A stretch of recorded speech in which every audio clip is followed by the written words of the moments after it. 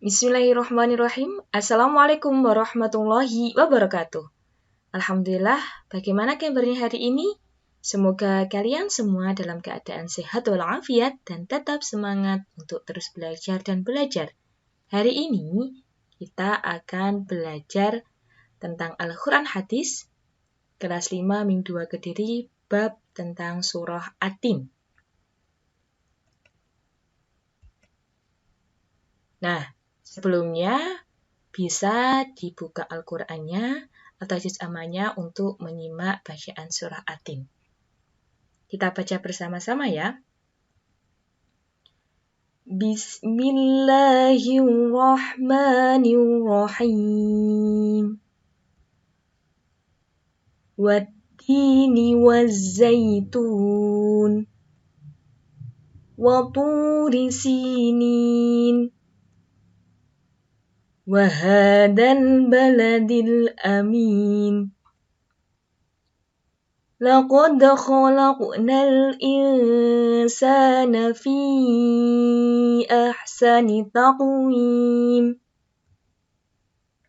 ثُمَّ رَدَدْنَاهُ أَسْفَلَ سَافِلِينَ إِلَّا الَّذِينَ آمَنُوا وَعَمِلُوا الصَّالِحَاتِ فَلَهُمْ أَجْرٌ غَيْرُ مَمْنُونٍ فَمَا يُكَذِّبُكَ بَعْدُ بِالدِّينِ أَلَيْسَ اللَّهُ بِأَحْكَمِ الْحَاكِمِينَ. Nah, itu merupakan ayat dari surah At-Tin. Dan ini merupakan terjemah surah At-Tinnya. Ayat 1, demi buah tin dan buah zaitun. Ayat 2, dan demi bukit Sinai. Ayat 3, dan demi kota Mekah ini yang aman. Ayat 4, sesungguhnya kami telah menciptakan manusia dalam bentuk yang sebaik-baiknya. Ayat 5, kemudian kami kembalikan dia ke tempat yang serendah-rendahnya, neraka. Ayat 6, kecuali orang-orang yang beriman dan mengerjakan amal saleh, maka bagi mereka pahala yang tiada putus-putusnya. Ayat 7, maka apakah yang menyebabkan kamu mendustakan hari pembalasan sesudah adanya keterangan-keterangan itu? Ayat 8, bukankah Allah Hakim yang seadil-adilnya? Nah, surah At-Tin terdiri dari 8 ayat. Nah, selanjutnya adalah asbabun nuzul surah At-Tin. Nah, di sini diriwayatkan oleh Ibnu Jarir dari Al-Aufi yang bersumber pada Ibnu Abbas, surah At-Tin turun berkaitan dengan pertanyaan para sahabat tentang balasan amal orang yang sudah pikun. Melalui surah At-Tin, Allah Subhanahu wa taala menegaskan bahwa amal-amal orang yang beriman dan beramal saleh akan senantiasa mengalir pahalanya secara terus-menerus meskipun orang tersebut mengalami pikun. Nah, masa pikun ini di mana seseorang yang sudah tua dan pikirannya sudah tidak stabil lagi. Nah, contohnya sudah tidak ingat lagi waktu sholat. Nah, seperti itu ya. Kemudian selanjutnya hukum bacaan dalam surah At-Tin. Kita akan membahasnya mulai dari ayat pertama sampai ayat terakhir, yaitu ayat ke-8. Yang pertama, Wat-tini waz-zaitun. Ada bacaan apa? Nah, ada bacaan alif lam syamsiah. Di sini ada al bertemu dengan ta. Nah, ta ini merupakan huruf syamsiah. Selanjutnya, alif lam syamsiah lagi, karena di sini ada al bertemu dengan huruf za. Nah, bagaimana sih cara menandakan itu alif lam syamsiah atau alif lam qamariyah? Kalau di Al-Quran biasanya ada penandanya, yaitu ketika ada al. Nah, kalau di sini huruf setelah al itu ada tasydidnya, biasanya kita bisa menandai bahwa itu merupakan bacaan alif lam syamsiah. Nah, terkadang di Al-Quran ada tanda seperti itu. Kemudian ayat kedua, wa turi sinin. Nah, ada bacaan apa? Nah, di sini ada bacaan mat arid li sukun. Karena ada bacaan mat yang dibaca wakaf atau berhenti. Nah, ini huruf matnya ya didahului oleh kasroh. Kemudian ayat ketiga, wahadal baladil amin. Nah, di sini ada bacaan apa?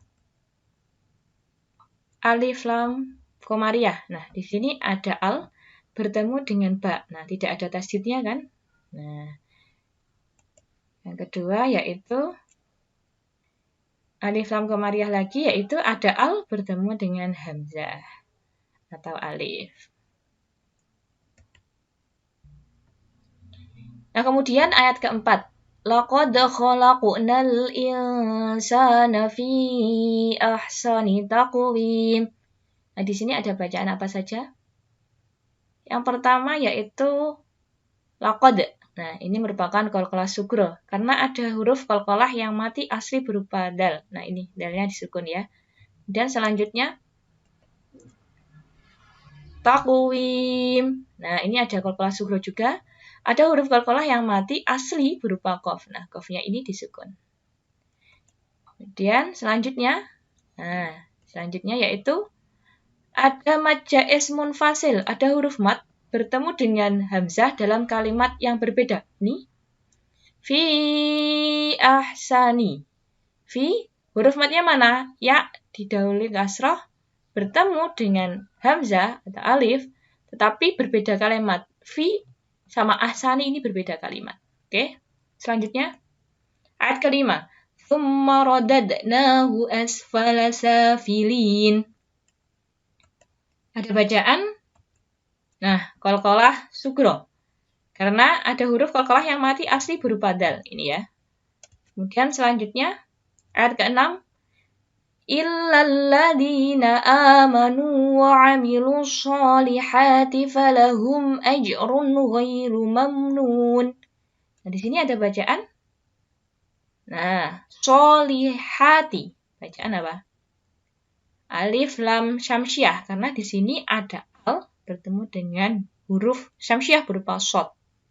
Nah, ini ada tasdidnya ini. Biasanya ditandai seperti itu kalau di Al-Qur'an. Kemudian ada bacaan idhar safawi. Karena ada mem sukun atau mem mati bertemu dengan huruf selain mem dan ba. Ini falahum ajrum. Nah, kemudian selanjutnya ada bacaan idhar halqi karena ada tanwin bertemu dengan huruf gha. Di sini ya. Ajrun ghairu. Nah, di sini ya. Kemudian ayat ke-7. Fama yukadzibuka ba'du biddin. Nah, di sini ada bacaan alif lam syamsiah. Ada alif lam bertemu dengan huruf syamsiah berupa dal. Ini biddin. Kemudian ayat ke-8. Alaysallahu biahkamil hakimin. Nah, di sini ada bacaan alif lam syamsiah juga karena ada alif lam bertemu dengan huruf syamsiah berupa huruf ha. Ini ya. Sebentar. Nah, ini. Alif lam bertemu huruf ha ini. Alif lam bertemu dengan ha.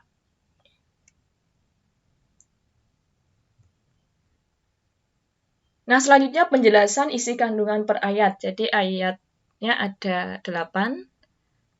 Yang pertama, sumpah Allah pada buah tin dan buah zaitun. Menurut sebagian mufasir, tin diartikan sebagai tempat tinggal Nabi Nuh alaihissalam yaitu Damaskus, dan zaitun adalah Baitul Maqdis yang banyak tumbuh zaitun. Nah, jadi yang pertama itu sumpah Allah pada buah tin dan buah zaitun. Yang kedua, Allah bersumpah demi Gunung Sinai atau Tur Sina. Gunung Sinai adalah tempat Nabi Musa alaihissalam menerima wahyu. Nah, diingat-ingat ya. Kemudian ayat ketiga, Allah Subhanahu wa taala bersumpah dengan Balad Al-Amin, yaitu kota Mekah yang merupakan tempat suci dan negeri kenabian Nabi Muhammad SAW. Selanjutnya, ayat keempat menjelaskan tentang kedudukan manusia sebagai makhluk yang diciptakan dalam bentuk yang sebaik-baiknya. Ayat kelima menjelaskan tentang martabat seseorang yang dianggap sangat rendah jika tidak mau beriman dan beramal saleh. Ayat ke-6, Jika seorang beriman kepada Allah dan selalu berbuat kebajikan, martabatnya sangat mulia. Balasan orang tersebut berupa pahala yang mengalir tanpa putus. Kemudian, ayat ke-7 berisi penjelasan tentang kepastian adanya hari akhir. Kemudian ayat ke-8, yaitu Allah Subhanahu wa Ta'ala adalah yang Maha Mengetahui, sebagus-bagus pencipta dan pengatur segala urusan. Pengadilan Allah adalah sebaik-baik pembuat keputusan. Nah, itu merupakan 8 penjelasan ayat dari surah At-Tin. Kemudian, isi kandungan surah At-Tin. Surah At-Tin, surah yang ke-95, terdiri dari 8 ayat, turun setelah surah Al-Buruj. Surah At-Tin termasuk ke dalam kelompok surah Makkiyah karena turun sebelum Nabi Muhammad SAW hijrah ke kota Madinah. Nama surat ini diambil dari kata At-Tin yang terdapat pada ayat pertama yang berarti buah tin. Diingat-ingat surah At-Tin, surah yang ke-95, terdiri dari 8 ayat dan diturunkan setelah surah Al-Buruj. Termasuk dalam surah Makkiyah dan nama surah At-Tin ini diambil dari ayat pertama yang berarti buah tin. Selanjutnya, pesan pokok yang terkandung dalam surah At-Tin. Nah, di sini pertama Allah bersumpah demi buah tin, zaitun, bukit Tursina atau Sinai dan negeri Mekah yang aman bahwa Dia telah menciptakan manusia dalam bentuk yang sebaik-baiknya. Perlu diingat ada 4. Allah bersumpah demi buah tin, zaitun, bukit Tursina atau Sinai dan negeri Mekah. Selanjutnya, Allah akan mengembalikan manusia ke tempat yang serendah-rendahnya, kecuali orang-orang yang beriman dan mengerjakan kebajikan. Kemudian, orang-orang yang beriman dan mengerjakan kebajikan akan mendapatkan pahala yang tiada putus. Kepastian adanya hari pembalasan yang wajib diimani. Jadi, kita harus wajib mengimani adanya hari pembalasan. Setelah itu, Allah adalah hakim yang paling adil yang akan mengadili manusia. Segala perbuatan manusia di dunia akan dimintai pertanggungjawaban nanti di akhirat kelak. Nah, selanjutnya, menerapkan isi kandungan surah At-Tin dalam kehidupan sehari-hari. Yang pertama, kita harus senantiasa bersyukur kepada Allah atas segala nikmat yang telah diberikan kepada kita. Yang kedua, beriman kepada Allah dan melakukan kebajikan. Selalu beriman kepada Allah dan selalu melakukan kebajikan atau kebaikan. Nomor 3, yaitu mengimani adanya hari pembalasan. Nah, kita harus sebagai umat Islam harus selalu mengimani adanya hari pembalasan. Hari di mana segala amal yang kita buat di dunia akan dimintai pertanggungjawaban. Nah, sekian. Sampai di sini. Selamat belajar. Terima kasih. Wassalamualaikum warahmatullahi wabarakatuh.